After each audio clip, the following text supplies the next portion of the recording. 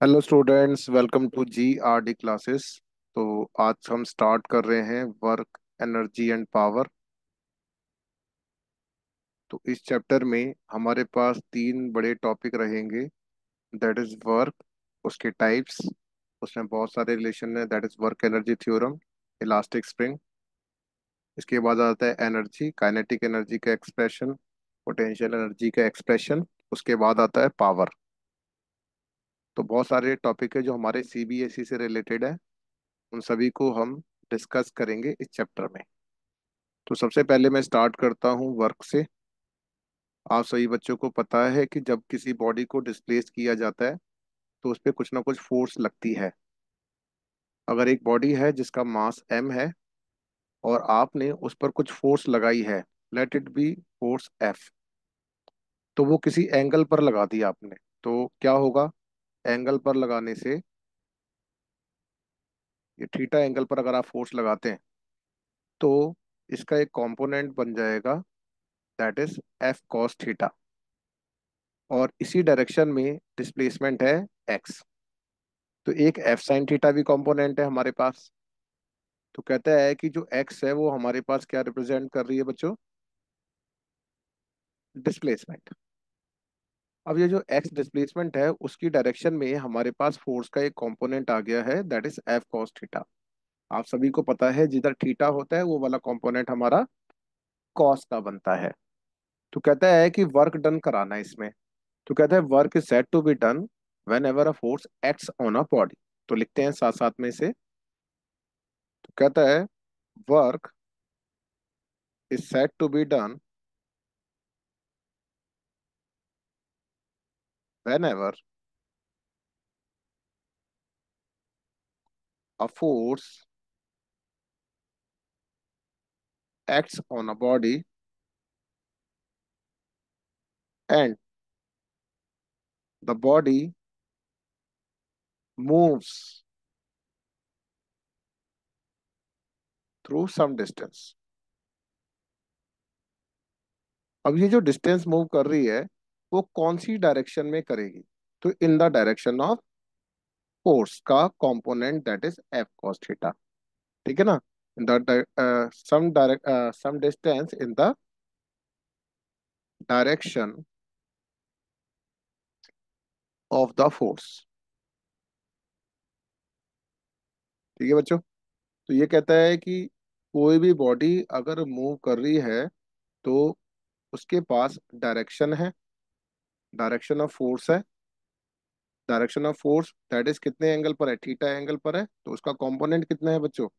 F cos theta. किसकी direction में? X की डायरेक्शन में। तो वर्क जो होता है वो किसके बराबर हुआ? Force into displacement. तो वर्क अगर फोर्स इनटू डिस्प्लेसमेंट है तो इसके बाद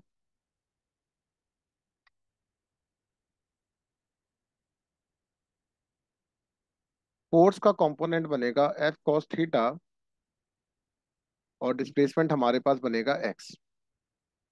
और we can write F X cos theta. अब ये जो एफ एक्स कॉस थीटा है, आप सभी बच्चे स्केलर प्रोडक्ट जानते हैं कि ए डॉट बी जो होता है वो ए बी कॉस थीटा की बराबर है। तो we can write F vector dot X vector which is equals to W की बराबर, वेयर डब्ल्यू रिप्रेजेंट वर्क। तो दो वेक्टर क्वांटिटी का डॉट प्रोडक्ट हमें एक स्केलर मैग्नीट्यूड देता है जो किसकी बराबर कहलाएगा? वर्क की बराबर। तो यहां से मुझे पता चला कि जो वर्क है वो एक स्केलर क्वांटिटी है। तो जो वर्क होता है बच्चों वो कैसी क्वांटिटी बनती है? स्केलर, क्योंकि दो वेक्टर का डॉट प्रोडक्ट एक स्केलर बनता है। ओके। अब इसके बाद आता है कि इसका कुछ ना कुछ यूनिट भी बनता है। तो हमारे पास जो यूनिट बनेगी इसकी वर्क की, वो फोर्स इंटू डिस्प्लेसमेंट से आएगी। तो वर्क जो है हमारे पास एफ फोर्स, डिस्प्लेसमेंट जो है वो एक्स है। फोर्स को हम लिख सकते हैं न्यूटन और डिस्टेंस को लिख सकते हैं हम मीटर। क्लियर? तो force that is Newton distance के लिए हमारे पास मीटर हो गया, तो इसकी जो यूनिट बनेगी, यूनिट ऑफ वर्क, तो न्यूटन मीटर जो होगा मेरे पास 1 जूल की बराबर होगा। क्यों? क्योंकि फोर्स जो होता है बच्चों मास इनटू एक्सेलरेशन है, और डिस्प्लेसमेंट जो है एक्स है। तो मास के लिए we can write KG, acceleration के लिए we can write metre per second square, और डिस्टेंस के लिए वी कैन राइट एक्स। तो केजी, और यू कैन से मीटर, है ना। तो KG metre square per second square, तो यहाँ से मेरे पास डायमेंशन फॉर्मूला भी आ जाएगा, ml/t-2। तो इसको हम डायमेंशन फॉर्मूला भी लिख सकते हैं। यहाँ पे सभी बच्चों ने यूनिट्स एंड मेजरमेंट में रीड किया होगा। ओके। अब इसके बाद हमारे पास नेक्स्ट है कि वर्क के टाइप्स होते हैं। तो that is types of work.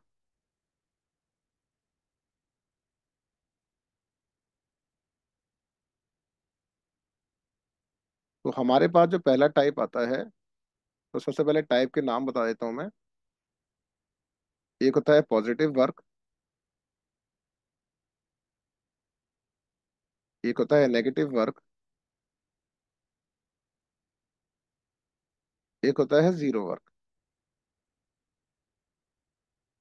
अब हम वन बाय वन इसको पढ़ते हैं कि पॉजिटिव वर्क क्या है। तो स्टार्ट करते हैं पहले पॉजिटिव वर्क से।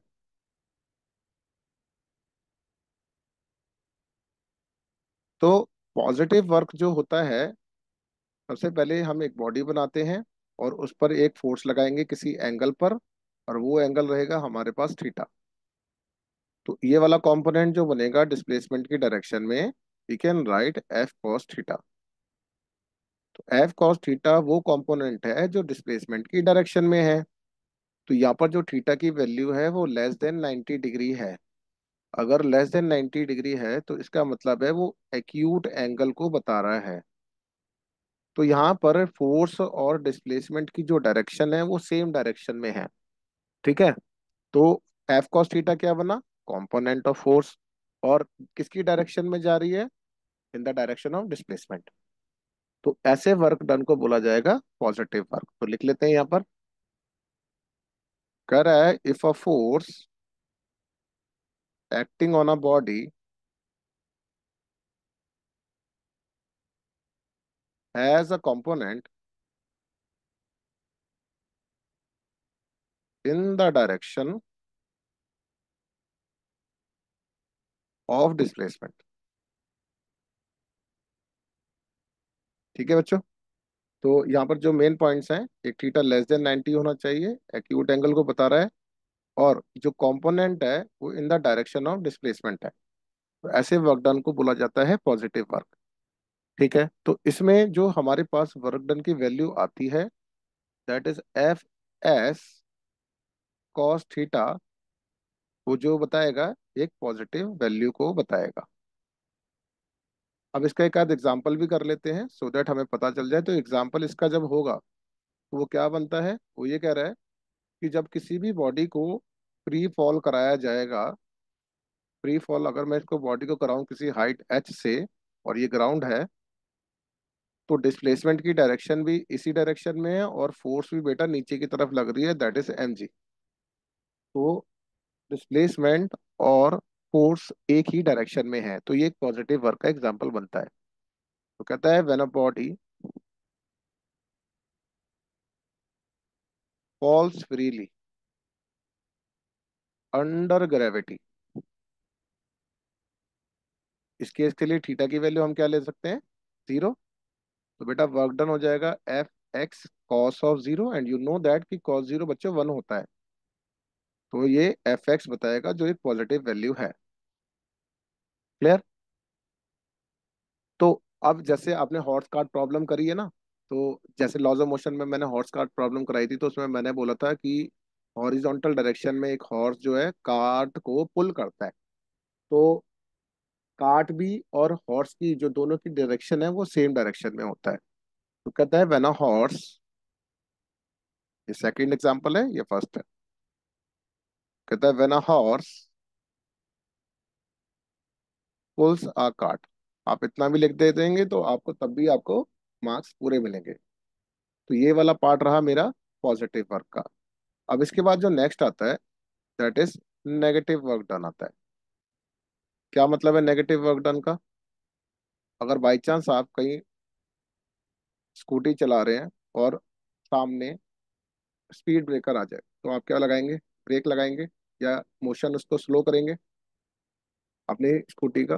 तो क्या होगा? मोशन स्लो करना या फिर ब्रेक लगाना, ये एक नेगेटिव वर्क डन की निशानी है। फ्रिक्शनल फोर्स जो होता है वो भी एक नेगेटिव वर्क डन का एग्जाम्पल बनता है। ठीक है। तो नेगेटिव वर्क डन में जो फोर्स लग रही होगी, कहता है if a force acting on the body has a component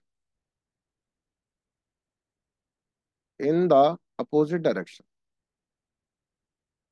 in the opposite direction of displacement,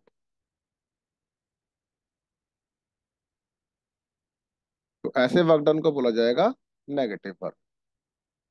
वो अपोजिट डायरेक्शन ऑफ डिस्प्लेसमेंट का मतलब ये है कि जो बॉडी है उस पर फोर्स तो लग रही है, तो इसका थीटा एक तो 90 से ज्यादा है। तो अगर डिस्प्लेसमेंट की एरो इस डायरेक्शन में है तो इसका थीटा ये हो गया विच इज ग्रेटर देन 90। अब फोर्स का जो कंपोनेंट बनेगा वो मैं यहाँ बना सकता हूँ। लेट इट बी कितना? F cos theta. अब ये जो एफ कॉस थीटा है डिस्प्लेसमेंट है उनकी अपोजिट डायरेक्शन है, ऐसे को बोला जाता है नेगेटिव वर्क डन का एग्जांपल, जिसमें थीटा ग्रेटर देन 90 हो जाएगा और ये ऑब्ट्यूस एंगल को बताएगा। क्लियर? तो कोई भी बॉडी अगर लेटर सपोज कि किसी रफ हॉरिजॉन्टल सरफेस से स्लाइड करती है, तो उस केस में जो फ्रिक्शनल फोर्स जो काम करेगी वो अपोजिट डायरेक्शन में करती है। तो कहता है एग्जाम्पल के तौर पर when a body slides on a rough horizontal surface, the work done by force of friction is negative। ये एक बहुत अच्छा एग्जांपल है इसका। तो कहता है कि किसी भी बॉडी को ऊपर की तरफ किसी अपवर्ड डायरेक्शन में लिफ्ट किया जाता है तो उस टाइम भी work done by the gravity negative होता है। तो कहता है when a body is lifted upward,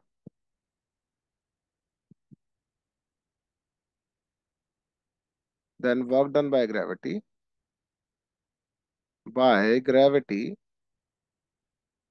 is negative.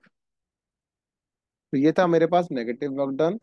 अब इसके बाद नेक्स्ट आता है that is zero work done. अब ये जीरो वर्क डन क्या होता है, अब उसके बारे में डिस्कशन करते हैं। जीरो वर्क डन में जो थीटा की वैल्यू रहेगी वो बच्चों 90 डिग्री रहेगी। कैसे? जैसे एक ये एक बॉडी को सर्कुलर मोशन करा रहा हूं मैं, तो डिस्प्लेसमेंट की डायरेक्शन है वो इस डायरेक्शन में है, और फोर्स जो लग रही होगी सेंट्रीपिटल फोर्स वो टुवर्ड्स द सेंटर लगती है। तो यहाँ पर जो एंगल बन रहा है वो 90 है। तो वर्क डन जो हो जाएगा एफ एस, या यू कैन से एक्स कॉस ऑफ 90। तो वर्क डन की वैल्यू जो हो जाएगी वो जीरो हो जाएगी। ठीक है। तो अगर मान लिया जाए किसी बहुत भारी स्टोन है और उसको आप धक्का मार रहे हैं और वो जरा सा भी नहीं हिलता, या आपके घर में कोई अलमारी है और कोई सोफा मम्मी ने बोला कि बेटा इस सोफे को साइड में कर दो और आपसे वो हिल भी नहीं रहा, दैट मीन्स उस पॉइंट पर अगर आपने जितनी भी फोर्स लगाई होगी वो सारी जीरो वर्क डन कहलाएगा, क्योंकि आपसे वो ऑब्जेक्ट के अंदर कोई भी डिस्प्लेसमेंट नहीं होती। तो you can say the work done in pushing an immovable stone, और यू कैन से कोई भी बॉडी, उस पर जो वर्क डन होगा वो जीरो रहेगा। तो इस तरीके से हमने तीन तरीके के वर्क डन पढ़े हैं। हमारे पास जो थ्री टाइप्स है, एक पॉजिटिव वर्क हुआ, एक नेगेटिव वर्क हुआ, और एक जीरो वर्क डन हुआ।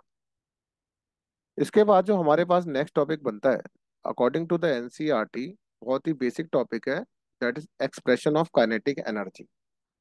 तो उससे पहले हमारे पास वर्क डन का एक और फॉर्मूला है, उसको भी डिस्कस कर लेते हैं। अभी मैंने आपको बताया कि ये एफ एक्स कॉस थीटा होता है, और we can write F vector dot X vector. Clear?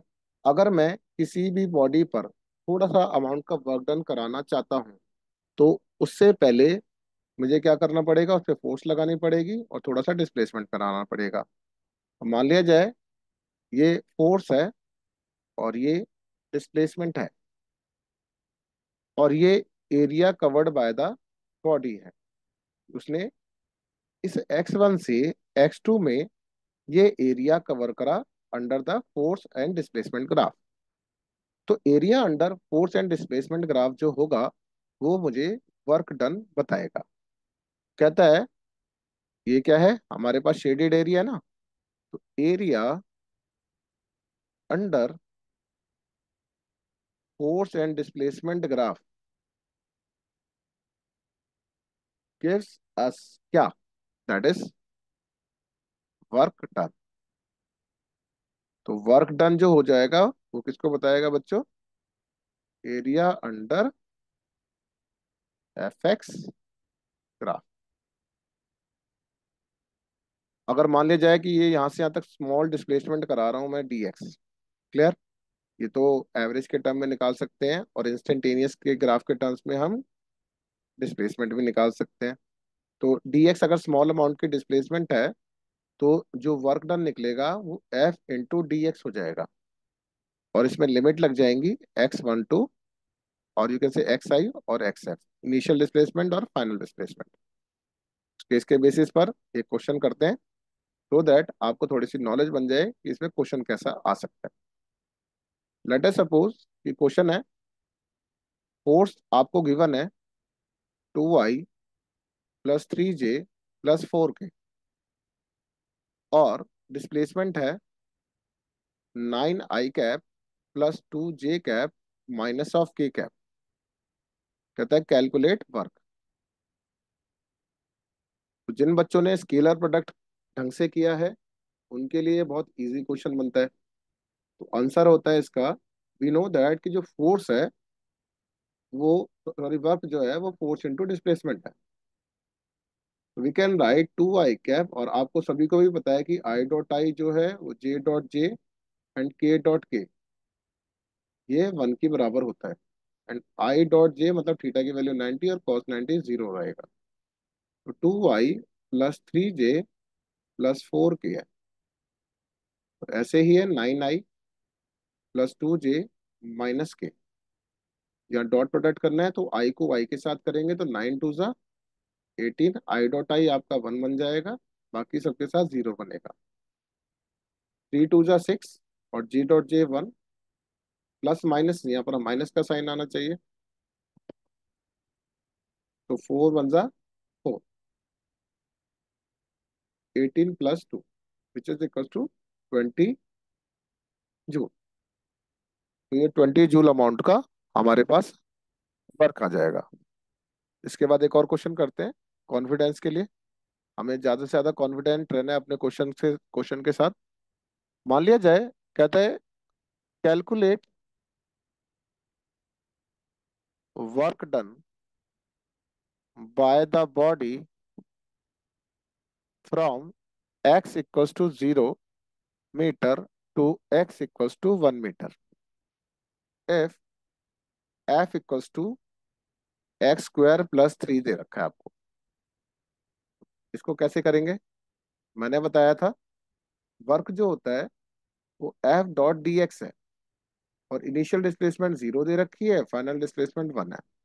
f की वैल्यू पुट करिए बच्चों, तो we can write x² plus 3, तो और साफ करके लिख देते हैं, we can write x² plus 3 into D X, 0 to 1। तो x³ बाय 3 +3x इंटीग्रेशन अगर आती है तो बहुत अच्छी बात है, नहीं आती तो प्लीज प्रैक्टिस करिए। तो पहले 1 की वैल्यू पुट करेंगे, 1/3, और यहाँ पर 1 आ जाएगा, -0 1/3 + 3 यू विल गेट 10/3 जूल। इस तरीके से हमारे पास न्यूमेरिकल बनते हैं। आई होप कि आज के लेक्चर में आपको ये वर्क से रिलेटेड जो भी बात है वो आपको क्लियर होती है। Thank you.